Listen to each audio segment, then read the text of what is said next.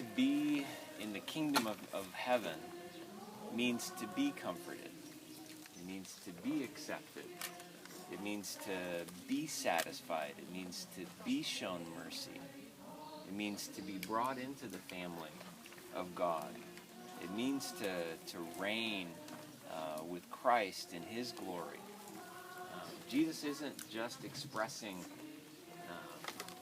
an idealistic future view of the kingdom. He's describing a present experience. This is what's available to those, the lifestyle that's available to those who participate in the kingdom of God here and now.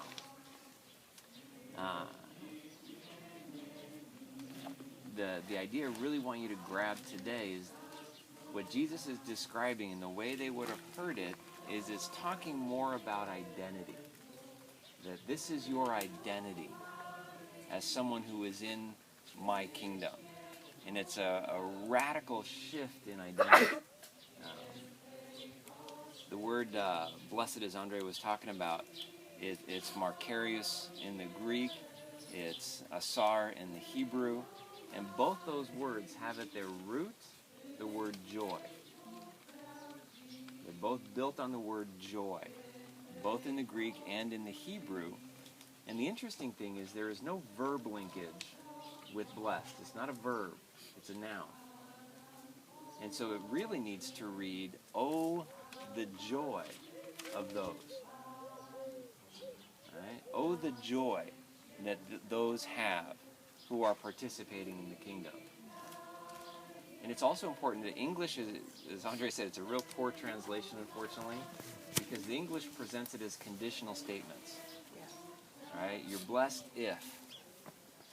Right? You're blessed, that blessed are the poor in spirit, for they shall be comforted. And the idea that the English carries is that your blessing is in you'll be comforted one day. That you'll have joy one day when you get you get comforted for mourning, when you receive the kingdom. Jesus isn't saying this is a someday thing. He's saying this is a now thing. Right? And so, as we go through it, he's saying, oh, the joy of the poor in spirit, for theirs is the kingdom of heaven. And these statements are all very radical statements. The word poor in spirit is derived from a word that means to bow down like a beggar. So what Jesus is saying is, blessed are the beggars, for theirs is the kingdom of heaven. Now you can imagine in that day, how blessed are beggars? How blessed would people see beggars? How much joy would beggars have? None. But Jesus is saying, blessed are the beggars, for theirs is the kingdom of heaven. Right? And this idea of a beggar, they're completely destitute. They're completely dependent on someone else.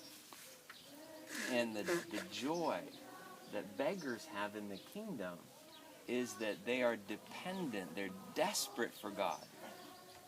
Right? And there's this converse thought that if the joy is to the beggars, the misery is to the self-satisfied, to the self-sufficient.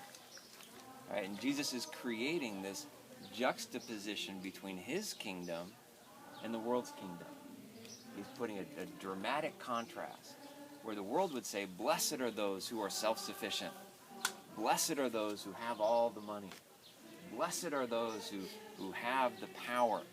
And Jesus is saying, no, blessed are the beggars, because they're completely dependent on God, and He's given them the kingdom. It's a here and now thing.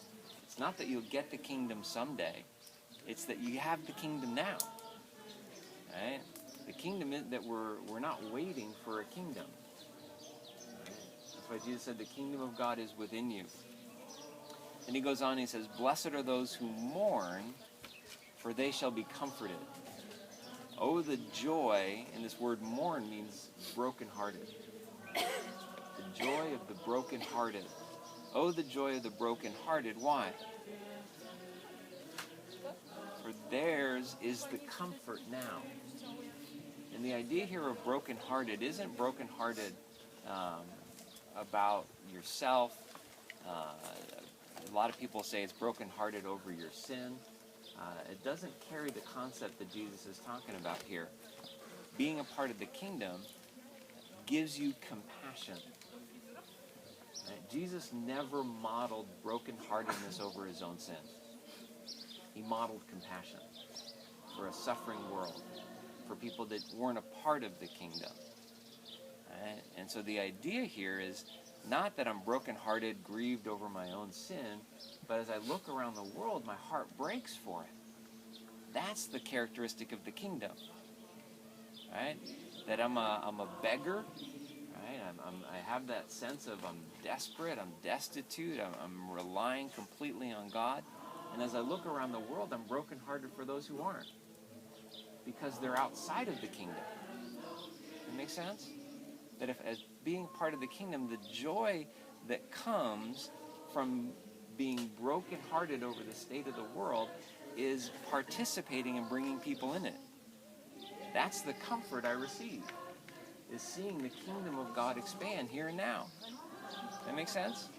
It's not that I'm sad all the time and God's eventually going to give me my spiritual Prozac and I'll feel better. Right? It's no, I'm brokenhearted over the state of the world, and I'm going to get comforted as I watch the kingdom of God spread and people come into it. That make sense? Mm-hmm. Okay? And so again, this radical paradigm shift, right? That the world doesn't have compassion. We do. Part of the kingdom, compassion is the characteristic of those who participate in the kingdom. Then he goes into, blessed are the meek, for they shall inherit the earth. This idea of meekness, all kinds of different analogies that people give, but really the idea behind it is the meek person isn't trying to control anyone but himself. Right? The meek person knows he should not control anyone but himself. And it's contrasted to the world, because as they were trying to set up, they wanted the kingdom of Israel to come, what's it about? Who's got the control? And this is a radically different idea that Jesus is throwing out here about the kingdom. It's not about whether the Romans have control or whether we have control. It's about meekness and realizing the only person to control is yourself.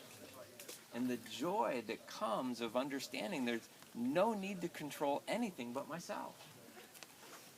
Right? The great joy that I have when I'm not trying to force circumstances or other people, but I don't have to have my way. Does this make sense? Right? And so sometimes we lack the joy of the kingdom, first because we're too self-sufficient, and so we're not participating in the kingdom. Right? We're too aggressive, trying to force our own way, and so we're not experiencing the joy of the kingdom. We're not compassionate, and so we're not experiencing the joy of the kingdom. Compassion is a others-focused life. It makes sense? I don't have compassion because I'm not focused on anyone but me. I have sorrow when I'm focused on me. And so I always cringe when I hear pastors say it's, sorrow over your own sin. No, they're just encouraging the self-focus that Jesus was trying to get his disciples away from. That the idea here is compassion for others, not a focus on self. Make sense? When I'm focused on my sin, I lack joy, because I'm not participating in the kingdom. When I'm focused on others and I'm doing things to spread God's love, there's great comfort that comes. And hasn't it been some of the most joyous times of your life when you've been able to minister to people in their need and suffering? And you just feel the comfort of God invade your life and invade their life. And that's the idea here. And then, trying to control other people, control my circumstances, instead of just surrendering to the sovereignty of God. Right? The meek person is surrendered to the sovereignty of God, doesn't need to control anything, doesn't need to control anyone. Right? The most joyful marriages are the ones where neither spouse is trying to control each other. Where there's just that meekness that lets God be in control. And then he goes on, he says, blessed are those who hunger and thirst for righteousness. Oh, the joy of those who have different appetites. Right? Because in the kingdom, righteousness is on the table. Right? When you long for righteousness, it's on the table. It's being served every day in the banquet hall at Jesus' kingdom. Right? And when that's your craving, you're going to be filled. There's going to be a satisfaction. Think about all the things you're dissatisfied with. Right? None of those, people, they're not satisfied with their job. They're not satisfied with their relationships. They're not satisfied with their pay. They're not satisfied with their living situation. They're not satisfied with their car. They're not satisfied with their clothes. They're not satisfied with their physical body. I mean, what a huge industry dieting is in America, right? Because none of us are satisfied with the way we look. Gym memberships, right? We gotta look different. All these things, plastic surgery, Botox, all this stuff. We're just not satisfied. And Jesus is saying none of those things are on the table in my kingdom. Right? Righteousness is what satisfies, and that is always on the table. Right? And so if you're dissatisfied, realize you lack joy because you're not participating in the kingdom. Does this make sense? That this kingdom is here, it's now, and righteousness is available every day. And if you're not filled with joy, it's because you're not participating in the kingdom. People, used to always tell me that I smiled a lot. In fact, when I was in Russia as a missionary, the babushki came to me, the old grandmas came to me, and they said, you need to stop smiling so much because no one takes you seriously. Right? Like the pastors were supposed to be serious, and people always ask me, why are you always smiling? And it took me a while to realize, oh, I'm participating in the kingdom. That's it. That's why I have so much joy. That's why I smile all the time, because I'm participating in the kingdom of God right here, right now. And there's joy for those who participate in the kingdom. It's not a future thing. It's a today thing. The kingdom of God is here today. Remember what Jesus said? It's your kairos moment, your divine moment of opportunity. The time was fulfilled. It's your kairos moment. The kingdom of God is where? At hand. At hand. It's within your grasp. You can reach out and touch it today. And then he says, this is how you touch it. This is how you grab it. Is just participate in what are the characteristics of this kingdom. Let this be your identity. Right? So they say, this is my kingdom. Jesus' kingdom is my kingdom. It's my identity. That you say, I'm going to identify with being a beggar. Totally dependent on God. No self-sufficiency in me. I'm going to identify with being compassionate. That's my identity. I'm a compassionate person that cares for the needs of others above my own needs. And I'm going to identify with being meek. I'm not going to force my way in the great joy that will flow into your life. I'm going to identify with longing to be righteous because that's what's available. I can feast on Christ's righteousness today. And the joy that will come. Think about how miserable you are when you try to make your own righteousness. Right? Trying to be righteous just proves what? That you're not. Right? And that makes you miserable. Right? But by faith, you can just say, I'll take Jesus' righteousness imputed to me by grace through faith. I receive that today, and the joy of the person that's resting just in that is incalculable. And he goes on to say, blessed are the merciful, for they shall receive mercy. And again, it's a challenging translation because it sounds like I'll get mercy once I've shown mercy. But what he's saying is, oh, the joy of those who are living in the realm of mercy. Where mercy, they understand mercy is that it's like fish swimming in water. Right? Oh, the joy of the fish that are swimming in clean water, pure water. Right? Versus, the joy of those that are swimming in cyanide. Does it make sense? Right? So, if you were a fish swimming in cyanide, how much joy would there be? You'd be dead. Right?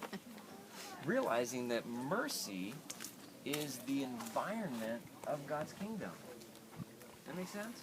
Mm-hmm. It's the atmosphere that we live in. It's the air we breathe. It's if we were fish, it's the water we swim in is mercy. So if I'm swimming in mercy, what do I have for you? I don't carry